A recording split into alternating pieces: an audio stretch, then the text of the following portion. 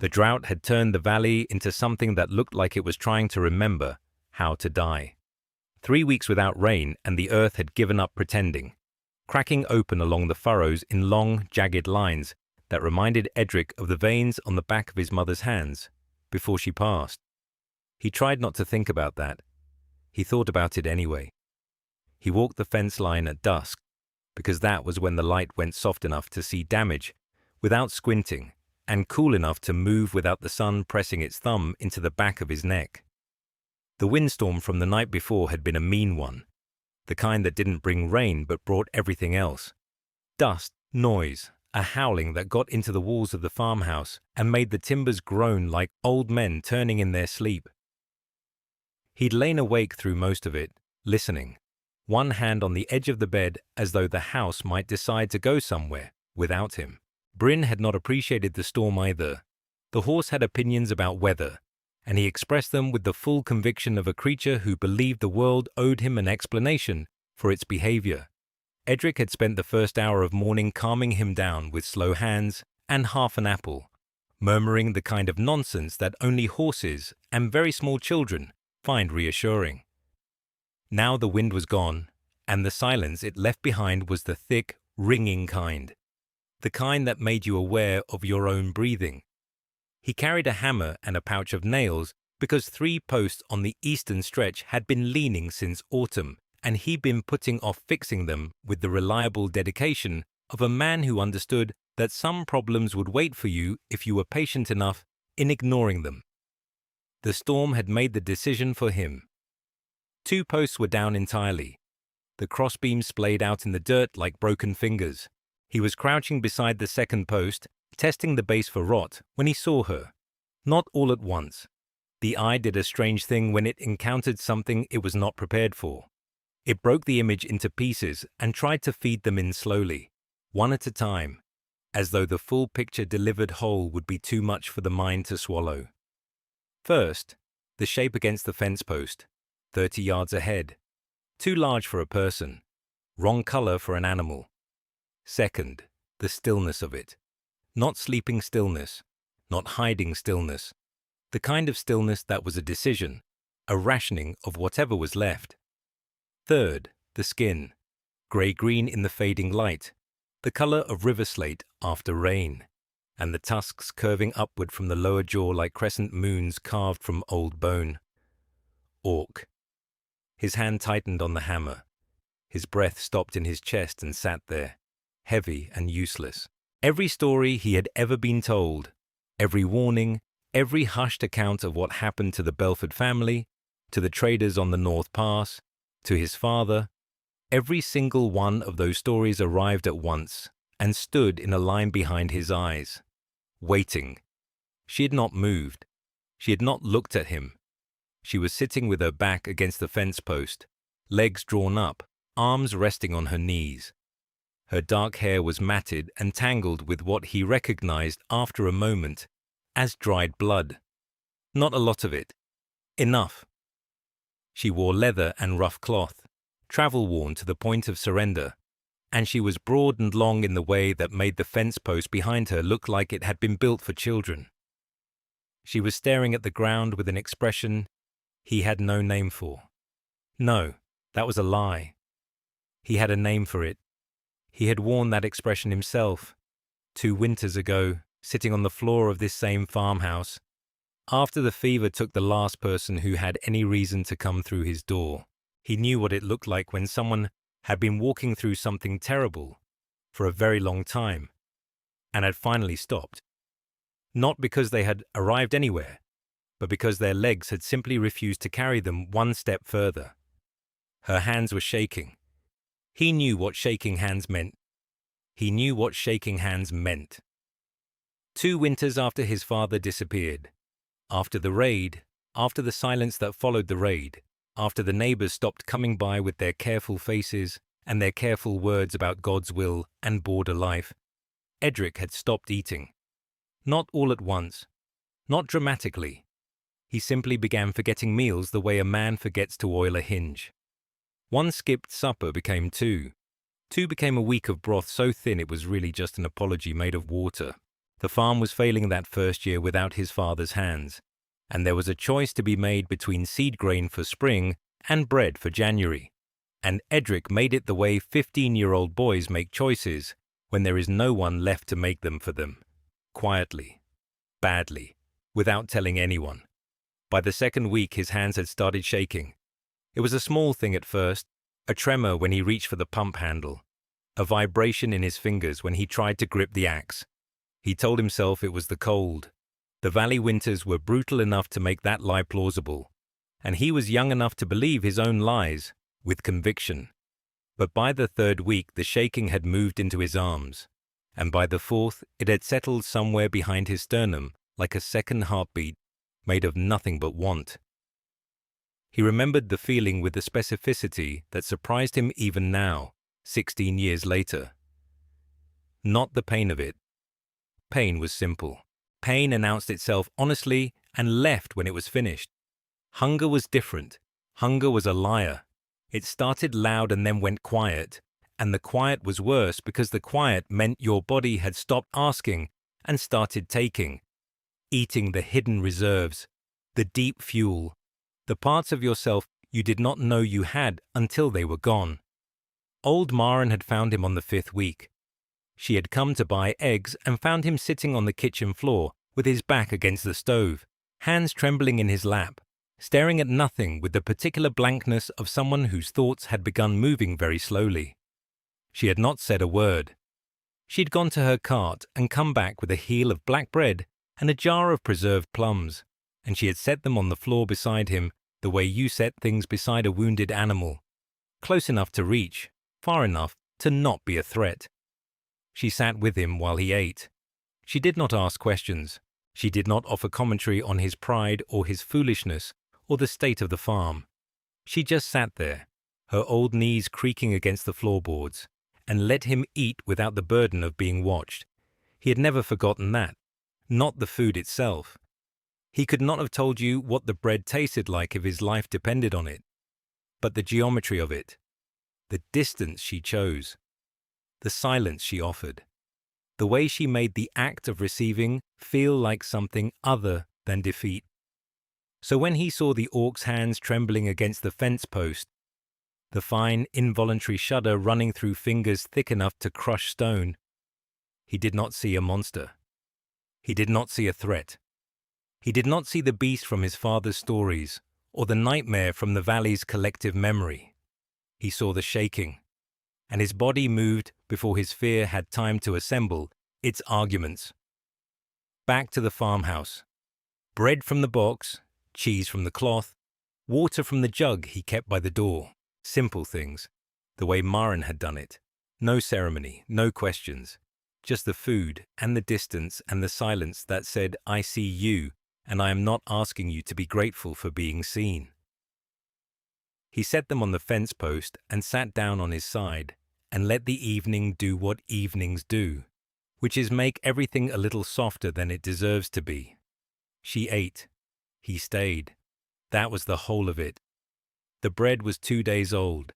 He'd baked it on Sunday because Sunday was when he baked, and it was now Tuesday, and the loaf had taken on that particular density that meant it would last another week if he was careful with it, and another 2 days if he was honest about his appetite. He stood in his kitchen with the knife in one hand and the loaf in the other, and thought about what he was doing. He thought about it for exactly as long as it took to cut the loaf in half. The cheese was easier. He had more cheese than any single man needed because the widow Karen had paid him in cheese for mending her cart axle, and he hadn't known how to refuse without making it into a conversation. Hard yellow cheese, dense as heartwood, the kind that could survive a journey or a drought, or a man's indecision about whether he was committing an act of treason or an act of lunch. He filled the clay jar from the well. The water came up cool despite the heat, and he held the jar against his forearm for a moment, just to feel something that wasn't warm. Then he walked back out. She hadn't moved. He'd half expected her to be gone, swallowed back into the highland dark like something he'd imagined. But she was exactly where he'd left her, sitting against that fence post with her legs drawn up and her massive hands resting on her knees.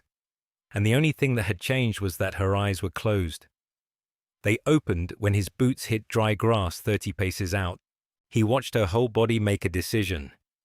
He could see it happen, the way you could see a horse decide between bolting and standing. That flicker of calculation running through every muscle at once. Her fingers curled. Her weight shifted onto the balls of her feet. Something in her jaw tightened around those curving tusks. Then she read him. Whatever she saw, a man carrying bread and cheese and water with all the menace of a church mouse. She made the other choice. She settled. The tension didn't leave her body so much as redistribute itself into something patient and watchful. He stopped at the fence, set the bread on the post, the cheese beside it, the jar of water next to that, careful, because the post was old and slightly crooked, and he'd been meaning to fix it for 2 seasons.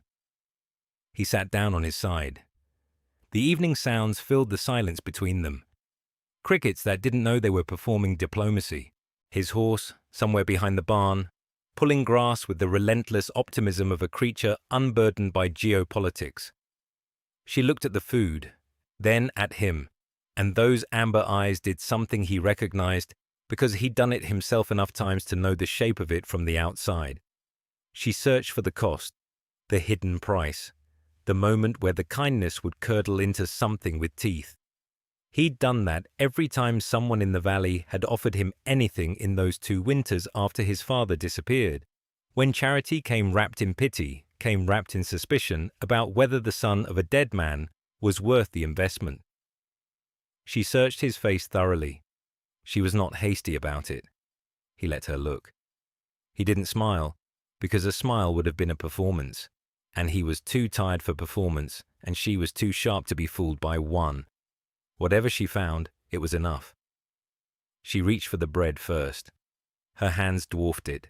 She ate with a controlled, methodical precision that told him she knew exactly how hungry she was, and had decided not to show it. And that restraint told him more about her than any words could have. The cheese, the water, drained in 3 long swallows. When she finished, she looked at him again. The searching was gone. Something else sat in its place, something he couldn't name and wasn't sure he was meant to. She said 2 words in a voice like stones settling in a riverbed. "You're strange." He considered this with the seriousness it deserved. Probably. She rose. Even the way she stood was enormous, unfolding upward like something the earth had decided to release. She looked at him one more time. Then she turned and walked toward the highland tree line, without looking back, and the dark took her in pieces. Feet first, then legs, then the broad sweep of her shoulders, then the last glint of amber. He sat with his empty fence post and listened to the crickets. He told himself that was the end of it. She ate like someone who had forgotten what food was for and was remembering it 1 bite at a time. Not fast, not desperate. Not the way he had expected, though he could not have said what exactly he had expected, because the entire situation had departed from anything his experience had prepared him for approximately 4 minutes ago, and showed no signs of returning. She tore the bread with fingers that were thick and calloused and scarred across every knuckle, and she placed each piece in her mouth with a kind of deliberate attention that made Edric think of prayer. The cheese she ate in 2 bites. The water she drank in 1 long pull that emptied the clay jar. And when she set it down on the fence post between them, the small click of fired clay against wood was the loudest sound in the world. He sat on his side of the fence with his forearms on his knees, and his eyes on the middle distance, and he did not watch her eat because he knew what it felt like to be watched while you were eating. And you were not sure if the food was real, or if the person who gave it to you was going to change their mind. The light was going amber and thin. Somewhere behind the farmhouse, a nightbird started up its idiot song. 3 notes repeated like it had learned them wrong and never been corrected. His horse shifted in the paddock. The windstorm damage along the eastern fence line remained unchecked, and would remain unchecked. because Edric was currently sitting in the dirt next to an orc warrior, and his priorities had rearranged themselves without consulting him. She finished. She sat with her hands on her thighs and her head slightly bowed, and she breathed in a way that suggested breathing had also become something she needed to remember how to do. The dried blood in her hair caught the last of the light and turned the color of old rust. He did not ask what happened. He did not ask where she had come from, or where she was going, or why she was alone, or why she was bleeding. He did not ask because the answers to those questions belonged to her, and she had not offered them, and he had been raised by a woman who believed that prying into someone's suffering was just another way of stealing from them. The silence between them was not comfortable. It was not uncomfortable either. It was simply present, the way the fence was present, the way the drought-cracked earth was present, the way the distance between their two bodies was present. Measurable, real, neither hostile nor welcoming. A fact. She turned her head and looked at him. He had not been prepared for her eyes. He had seen orcs before, twice, from a distance that made them shapes rather than people. He had not known their eyes could be that color, amber and deep and lit from somewhere behind the iris, as though something in her was still burning, even though the rest of her had gone to ash. She studied his face, the way you study a document written in a language you almost speak, looking for the familiar, looking for the lie.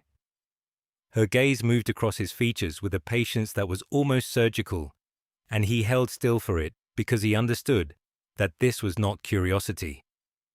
This was survival. She was reading him the way you read a landscape before you cross it, checking for the places where the ground might give way. He let her look. He had nothing to hide. He was a farmer who had brought food to a hungry person, and that was the whole of it.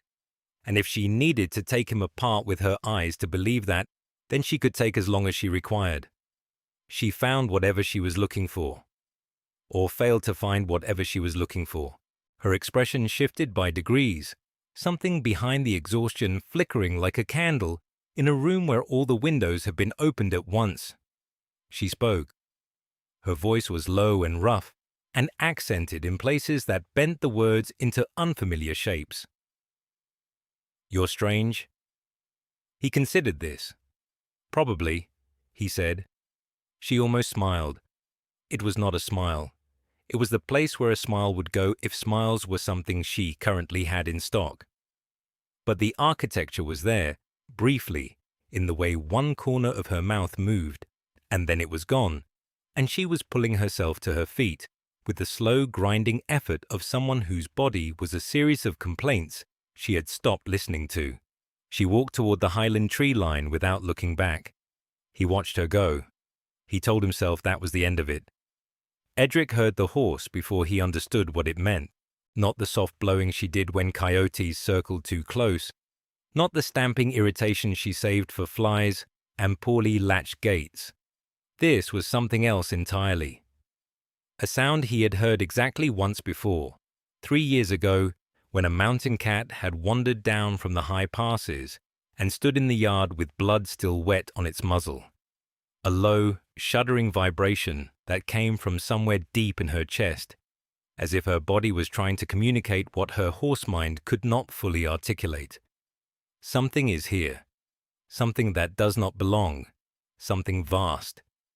He was already pulling on his boots when the silence hit him. Not the absence of sound, the presence of quiet. The kind of quiet that presses against the walls of a house like water against a dam, that fills the cracks under doors and seeps through window frames and sits on a man's chest like a stone. He had never heard silence like this. It had texture. It had weight. It had the unmistakable quality of being maintained, held in place by effort and discipline, and the collective will of many lungs choosing not to breathe too loudly. He opened the door. The dawn light was thin and grey, the sun still crouched behind the eastern ridge, and in that pale half-light they stood like something carved from the land itself. 300, perhaps more. He was not a man who could count a formation at a glance, but the number pressed against his comprehension, the way their silence pressed against his walls. Too large to hold, too real to deny. They filled the space between his fence line and the tree line in a broad half circle. Rank upon rank of grey-green skin, and iron and leather and bone. War paint in patterns he did not recognize, spirals and jagged lines in ochre and black, and something the deep red of old rust. Weapons held not at the ready but not sheathed either, resting in that careful middle position that said, "We are not here to fight, but we have not forgotten how." They were enormous. He had known Mora was tall, had understood it in the abstract way one understands that mountains are tall, but seeing 300 of her kind standing in formation on his land made the knowledge physical. The smallest among them had half a head on him, and he was not a small man. None of them moved. None of them spoke. His horse had stopped making sounds entirely, which he suspected meant she had progressed beyond fear into some new territory of equine experience for which no sound existed. He stood in his doorway in unlaced boots and a shirt he had not finished buttoning, and he looked at 300 Orcai warriors, and they looked at him, and the moment stretched like wet leather drying in the sun. Slowly, irreversibly, with the faint sense that something was changing shape and would not change back. Then the formation shifted. Not dramatically. A subtle redistribution of weight, a turning of heads, a parting that began at the center and rippled outward like water around a stone dropped into still water. And through the gap she walked. Mora. She was different, not in size or shape, but in bearing. The woman who had sat against his fence post, with shaking hands and hollow eyes, was gone. Or rather, she was buried beneath something older and harder and more deliberate. She wore armor now, not the patchwork leather of a traveler, but fitted plate over chain, dark metal etched with the same spiraling patterns that marked the faces of her warriors. Her hair was pulled back and bound with iron rings. Her tusks caught the thin light. She stopped 10 paces from his door. The silence held, 300 lungs maintaining it.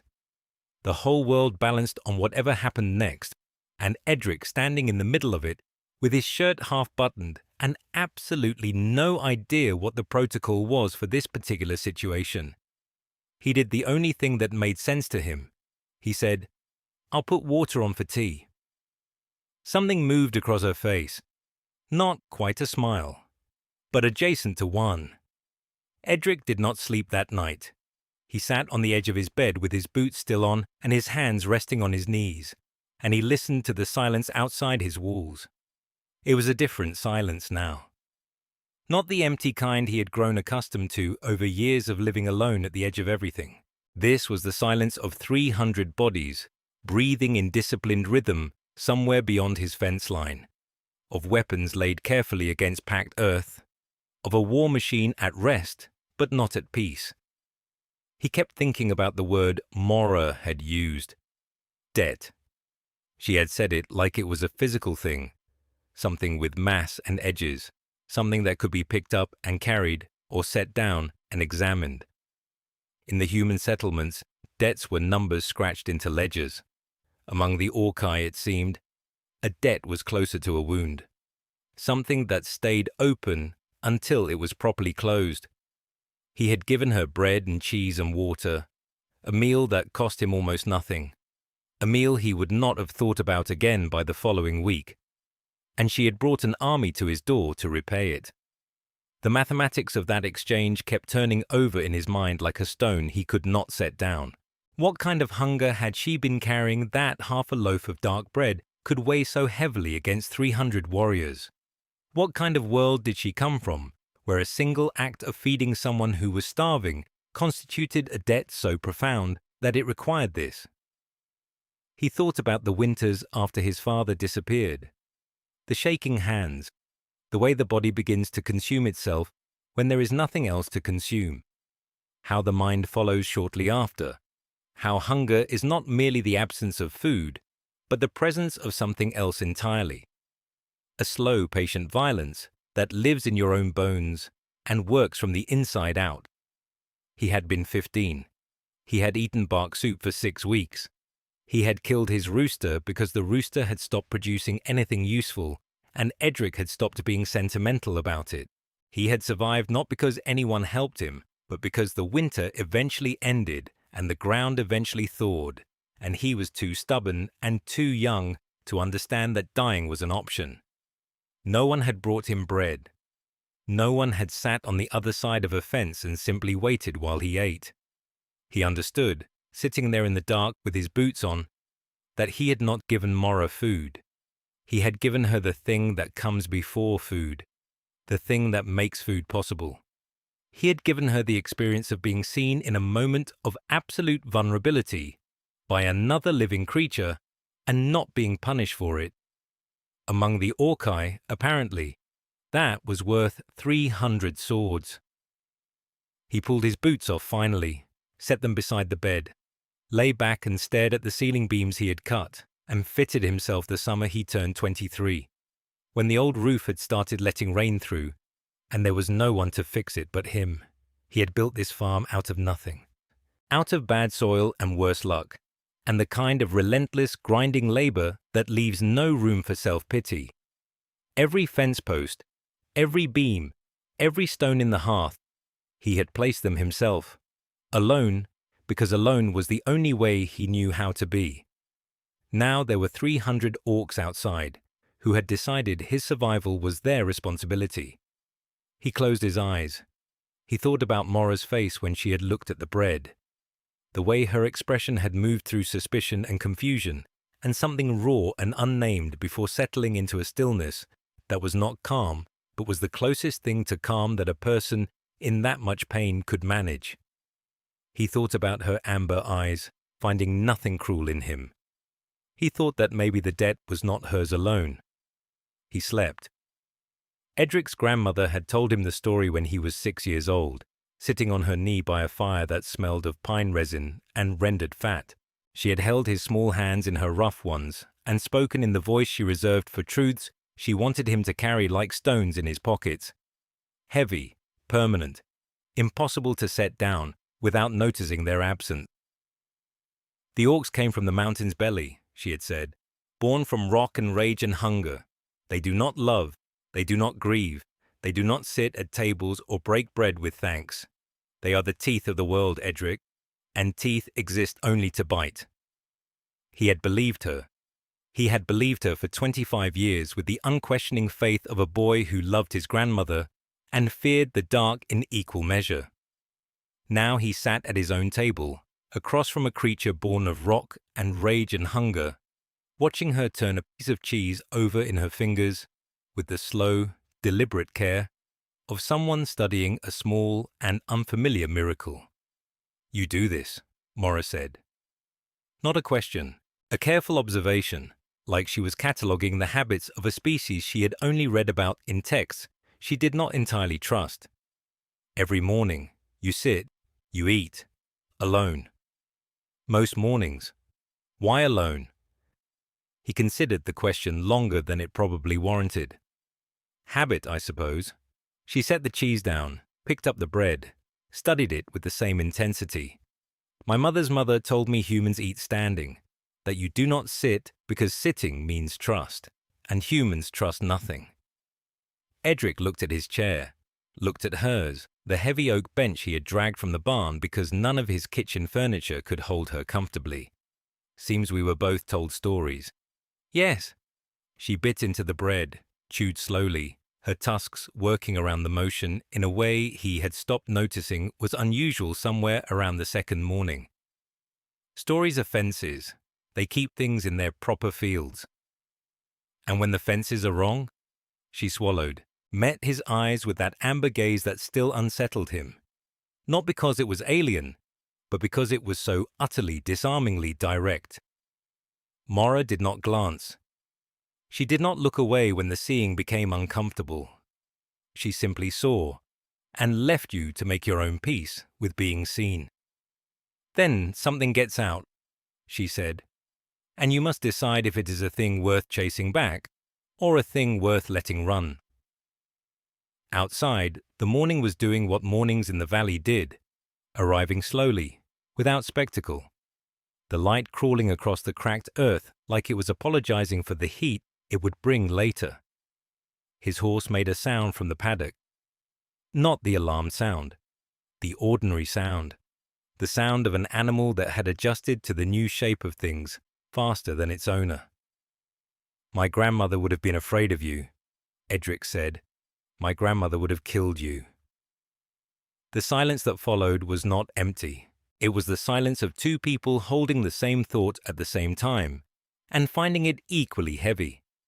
The understanding that they were sitting in a space that existed only because two old women had been wrong, or at least incomplete, and that the world built on those incomplete stories was the only world either of them had ever known. Mora set down the bread.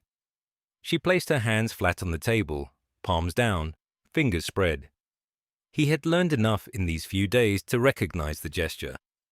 Among the Orcai, it meant openness, vulnerability, the deliberate choice to show that your hands held no weapon.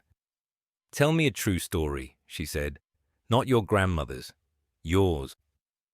He thought about his father, about the border raid he had been told took a life that might have been lost to something far less clean than enemy blades, about the drought and the fence line and the way shaking hands had looked in the dusk light.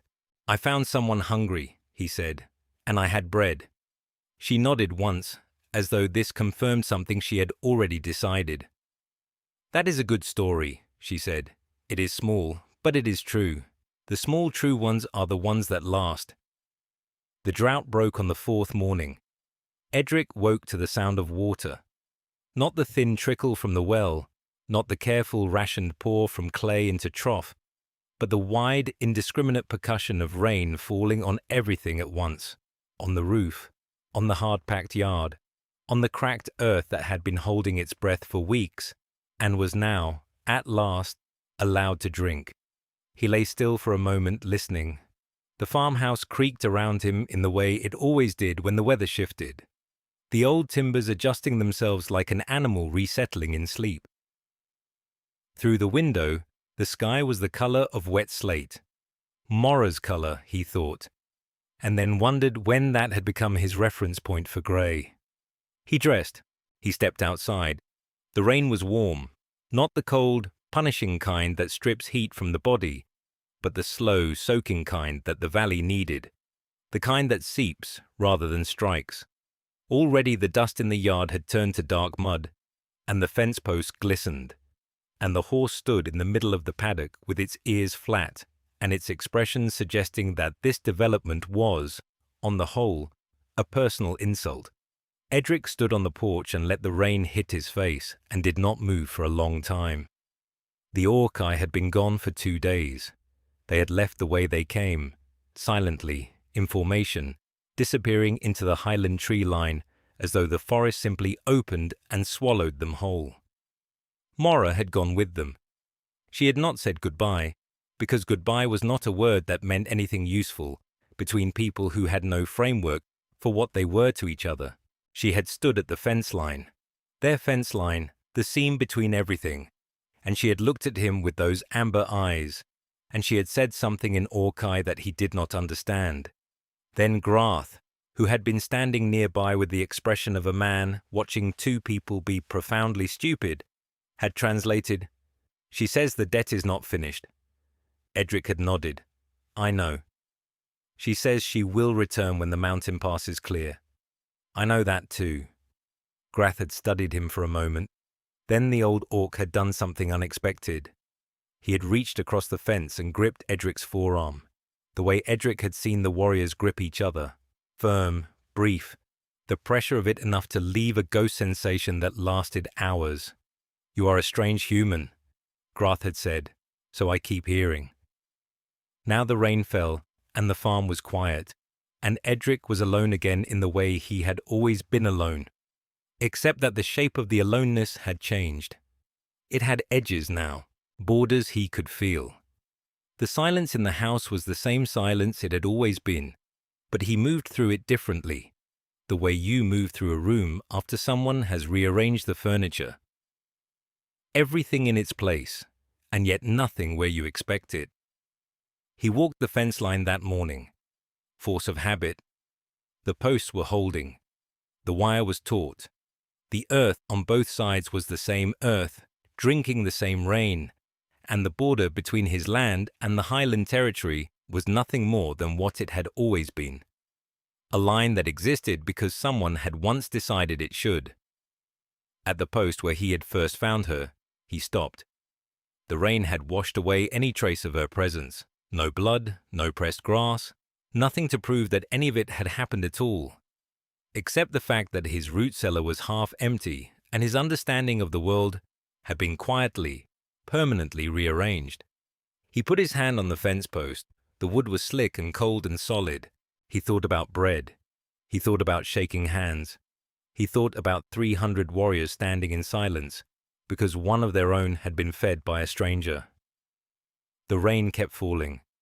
The earth kept drinking. The seam held. Edric went back to the house to start the morning's work.